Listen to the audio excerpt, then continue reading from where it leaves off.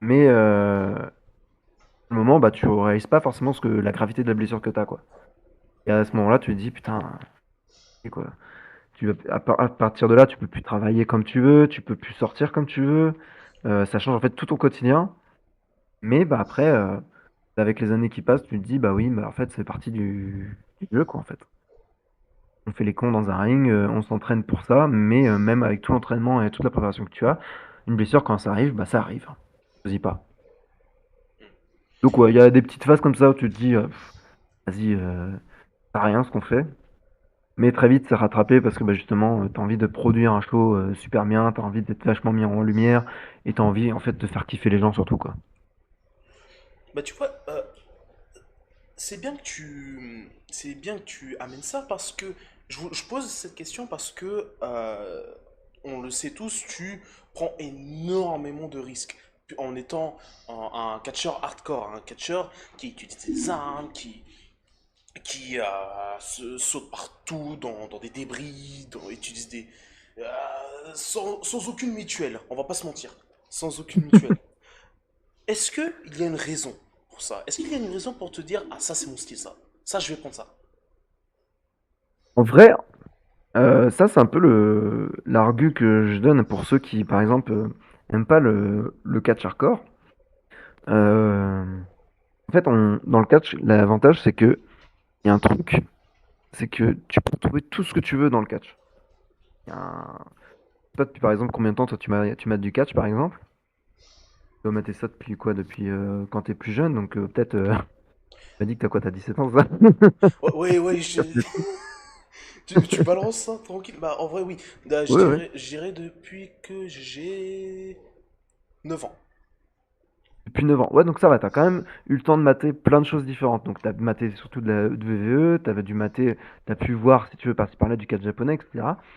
Et tu retrouves quand même dedans plein de styles différents. T'as même, bah, tu peux avoir des high flyers, des poids lourds, comment ça s'appelle, des mecs qui vont faire que du spot, notamment de ce qu'on appelle du spot fest. T'as des Mhm. mecs qui vont faire que de l'histoire. Oui. Et à une période, moi, j'ai beaucoup aimé ce truc-là, c'est le catch hardcore. Parce que je trouvais que c'était une forme, en fait, dans le catch, qui s'exprimait pas mal à la VE par rapport au truc, où c'était des matchs de fin de rivalité, souvent, tu t'exprimais ça comme ça. Mhm. Mais c'est là aussi, tu as les choses les plus spectaculaires qui peuvent se produire. Oui. Et au final, par rapport au catch hardcore, moi, ce que je leur dis, c'est que il y a un risque qui est lié au fait que tu vas te déglinguer avec des objets, mais y a quelque chose qui fait que ça rend encore plus beau la prise de risque que tu fais parce que justement bah, tu utilises cet autre intermédiaire pour justement raconter autre chose quoi. Le truc que je reproche un petit peu au catch hardcore un peu moderne qu'on a, surtout le ultra violent, c'est que très souvent l'ultra alors pour donner la différence, le catch hardcore bah, c'est le truc qui utilise des tables, des poêles, etc. Pour moi l'ultra violent c'est vraiment là où ça va finir en full bain de sang quoi. T'as vraiment ces genres de degrés de nuance, tu sais, c'est un peu comme le métal tu vois. Ou, Oui. ou des trucs comme ça. Tu pars le métal, le heavy metal, ou le thrash metal, enfin bref, t'as plein de trucs comme ça en nuancé. Et bah, le hardcore, c'est pareil. Tu peux avoir plein de nuances de ce truc-là, quoi. C'est pour ça que tu peux passer d'un match hardcore style VVE, où ils vont juste se mettre des coups de table, ou passer des coups de table, n'importe quoi, des coups de chaise et passer à travers des tables. Mais tu peux avoir aussi des trucs de la CZW ou de la JCW, où les mecs, en fait, ils vont faire un match avec que des néons de partout, et se passer à travers des vitres en feu, ou ce genre de choses. Où là, tu vas t'as un autre sommet un peu dans le hardcore. Après, t'as les Piranha Deathmatch, ce genre de trucs. Enfin bref, t'as plein. Tant que t'as imaginatif, tu peux créer tout ce que tu veux là-dedans. Et moi, c'est un peu le côté que j'aime bien dans l'hardcore, c'est que tant que t'es imaginatif, tu Ouais. peux te permettre en fait de faire un peu ce que tu veux, quoi. Et j'ai pas forcément l'occasion de faire énormément de matchs, on va dire hardcore en soi. Je me suis tabassé avec Kuro dans un match I Quit il y Oui, a à la pas PC, oui. longtemps, Oui. à la PC, ouais. Et j'avais catché Leonardo Darwin dans un match hardcore à la BZW. Où Oui. là, c'était plus l'occasion en fait de se foutre des coups de plate, des plaques dans la tête, faire passer à travers des tables avec des néons, les trucs des punaises, enfin bref, il y a plein de choses à faire dedans. Au final, après, c'est en fait quelque chose qui est différent. Et moi, ce que j'aime bien, c'est la pluralité que tu peux avoir dans un show de catch, quoi. Tu peux avoir des poids moyens, des poids lourds, des mecs qui vont faire du hardcore, des mecs qui vont faire que de la technique. Et c'est plutôt ça que j'aime bien. Ça, c'est ma phase en ce moment, on va dire. Ouais, bah tu vois, parmi les légendes qu'on pourrait citer pour le catch hardcore, Cactus Jack, Terry Funk, Sabu, Jun Kasai pour le catch japonais, pour le catch hardcore japonais. Est-ce qu'il y aurait une en particulier qui t'a inspiré? En vrai, comme tu disais, il y avait Cactus Jack, donc Mick Foley. Lui, il est vraiment énormément inspirant par rapport à tout ce qu'il prend. Sachant que jamais de la vie, moi, je prends la moitié des trucs qu'il prend. Enfin, lui, à chaque fois qu'il faisait déjà des matchs normaux, c'était déjà des matchs hardcore. Oui. Il n'y a qu'à voir l'état de sa gueule et tout quand vous mettez sa tête à Mick Foley sur Wikipédia. Pas sur Wikipédia, juste Google même d'ailleurs, tout court. Wikipédia, je crois que vous avez juste le listing de toutes les blessures qu'il s'est fait, Mick Foley. Donc c'est là où tu trouves le truc un peu rigolo de la chose. Mais juste lui, il faisait des matchs normaux. Il se tuait. Alors t'imagines bien qu'en match hardcore, il se donnait vraiment à fond, quoi. Mais ouais, en vrai, en niveau influence, t'as franchement pas mal de gars du style, comme t'as dit, du Jack. Après, moi, je vais être énormément aussi influencé par des mecs, justement, du circuit un peu de la CZW. Parce que c'était énormément de trucs que je matais à l'époque. Notamment des mecs comme John Moxley, catchait à la CW, mais lui c'était un malade, il faisait les Tournament of Death et tout en ski bar, alors que tous les autres étaient en t-shirt, en baggy, etc. Lui c'était un gros malade déjà à l'époque, avant même qu'il signe la VVE, Kitari. Mais t'as des gars comme Nick Gage aussi, ou Ben Damage, ou Devon Moore, genre de choses qui faisaient des spots monstrueux, avant même en fait tout le délire et que le deathmatch et le hardcore deviennent juste en fait des matchs normaux, mais ils vont s'éclater des néons en plus dedans quoi. Le truc un peu que je déplore au match ultra de notre époque quoi. Donc, il y a un peu ces gars-là. Et un gars que j'aime beaucoup aussi, qui est très fort dans le hardcore, parce qu'il va rajouter énormément de psychologie dedans, ça va être Abyss. Oui. Abyss, lui, à la TNA, lui, il prenait énormément de punitions, il se faisait énormément punir physiquement, mais il avait tout ce truc où, genre, d'un coup, il va péter un pont, il fout un coup de poing dans des punaises. Genre, le gars était juste complètement fou. Et puis, bah, l'avantage, c'est que c'était un mec masqué aussi, donc c'est trop stylé. Tu peux facilement t'identifier et te dire, ah, c'est trop cool. Bon, c'est juste un mec masqué qui fait 150 kilos de plus, quoi. Mais ultra intéressant à voir hardcore et ça faisait partie des premiers matchs que j'ai vu un peu dans cette histoire hardcore. C'était Sabu contre Abyss justement dans un match où toutes les cordes étaient remplacées par du fil barbelé à la TNA. Quelque chose de Et très je crois cool. que c'était super cool. Première fois que tu mates ça et que t'as 15 ans et que je devais peut-être avoir ouais, 15-16 ans, tu tombes sur ça sur Dailymotion à l'époque et tu pètes ton crâne parce qu'en fait le match est trop cool quoi. Ouais.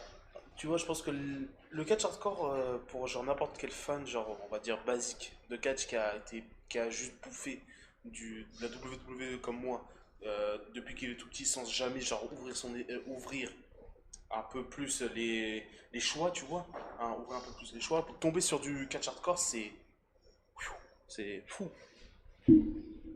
En fait, faut se dire que ça change et que t'as en fait tout un lore aussi qui est derrière, quoi. Oui, C'est comme, en fait, moi, souvent, je mets aussi en comparaison aussi avec, par exemple, la lucha libre. Genre, si tu mates un show de la Triple A ou de la CMLL, tu vas trouver forcément ça très très impressionnant. Parce que les luchadors sont juste complètement tarés. C'est pas des êtres humains comme nous, en fait. Ils ont une autre physionomie. Ils sont complètement, ils sont balèzes, quoi. bah Ils oui. sont très forts, ils sont très forts au catch. Mais si tu veux mater tout un show de catch mexicain de CMLL ou Triple A, personnellement, moi je trouve ça indigeste. J'arriverai pas à mater tout un show de la AAA ou de la CMLL parce que justement pour moi c'est toujours la même chose quoi. Hmm. Justement le fait d'avoir des matchs hardcore comme si par-ci par-là, soit pour raconter une histoire, soit juste pour dire bah tiens on fait un match hardcore pour faire ce truc là. Je trouve que c'est bien, ça donne de la pluralité à la qualité de tes shows quoi. Et en France on manque je trouve, de ce truc là, on peut proposer de la pluralité. Et ça peut faire du bien et rafraîchir un peu les gens, quoi. Notamment en France, on a eu un match hardcore. Moi, je prône un peu ma paroisse parce que on a eu ça, c'était à la Bagarre, qui est une promotion qui se trouve en Bretagne. On a eu un match hardcore entre Jack Sans et un Mhm. gros pilier du catch hardcore en France. Et un personnage que la Bagarre avait créé s'appelle Charles Larnac. Et littéralement, en fait, le président de la Bagarre. Donc, Ah qui n'est pas un ouais, catcheur. ah ouais. Et le match est super intéressant parce qu'en fait, l'histoire du match, c'est que le président de la bagarre, il va essayer de tout faire pour tricher ou d'éviter le combat directement et de tout faire pour pas se prendre de coups d'objet dans la gueule. Sauf que Jack, bah, c'est un spécialiste du match hardcore. Le match, c'est un match hardcore. Donc il se fait juste dérouler, quoi. Donc il y a un côté un peu jouissif au truc, quoi, on va dire. Donc ceux qui aiment pas trop les politiciens, etc., je vous conseille d'aller voir ce match-là, qui est très drôle aussi à voir. Il y a plein de, il y a plein de, comment ça s'appelle, de retournements dans le match qui sont assez rigolos à suivre. On va passer aux trois dernières questions. Le Yes. catch français s'exporte de plus en plus ces dernières années. En dehors des frontières, beaucoup de gens pensent que tu représentes un des pivots de cette exportation. Te sens-tu légitime de ce rôle? Alors moi, je me sentirai jamais légitime parce que moi, je suis toujours à me remettre un peu en question sur tous ces trucs-là. Et surtout quand je vois qu'il y a des catcheurs qui, selon moi, sont toujours un peu plus balèzes que moi sur plein de niveaux. Mais on va dire que en parlant à des fans ou en parlant des gens, et surtout moi en parlant à mes élèves, tu te rends très vite compte que tu as quand même une influence quand même sur la perception du catch en France. Et c'est vrai que maintenant, bah, ça va faire quasiment 10 ans que en fait, je me balade dans les rings, etc. et tout, que j'arpente un peu toutes les promotions. Donc, moi, ma sensation, c'est que je me sens pas forcément plus légitime, mais si les gens me voient légitime pour représenter le catch français, tout bien tout honneur, hein, je veux bien le croire.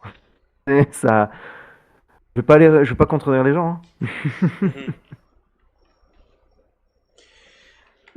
Prochaine question, j'ai perdu ma fiche de une seconde. Te Et dire en... ça va? Ouais, ça va, tranquille, ouais. J'ai fait ta question remplaçante. Bonjour, bonsoir. Bah non. Ah, bah non, ça marche pas. Et en parlant de pivot du catch français, je vais essayer de te citer quelques grands noms et tu devras me les définir en un seul mot. Est-ce que t'es chaud? Vas-y, ouais. Oui, vas-y, moi j'aime bien ce genre d'exo. Je vais t'en citer quatre. Aigle blanc. En plus, tu dis en un mot. Ouais. Euh, talent. Talent. Ok, ok. Joseph Fenech Jr. Akam. Ouais. Mais on Euh, comprend ce qu'il fait, c'est très bien. Très bien le travail qu'il fait. Moi j'aime beaucoup. Thiago Montero. Malin. Ok, ok, ok. Tout ce qu'il fait, c'est très bon catch. Et en même temps, bah, il va pas non plus se fouler à mort, quoi. En fait, il va se donner pour les matchs, mais il est assez malin pour utiliser tout ce qui va être autour de sa tactique, quoi. Donc non, malin, malin. Bon, en vrai, il y en a plus que 4 parce que je suis en train d'en réfléchir sur le coup, quoi. Attends, si tu veux en balancer plein de noms, moi je t'enchaîne, hein, c'est pas grave, hein. Vas-y, on va faire un simple. André le géant. Euh... Ah, j'allais dire. André déjà, en fait, qu'est-ce que je peux dire en un mot? Euh, J'allais dire peut-être dommage, dans le Dommage. sens où c'est un catcheur mythique.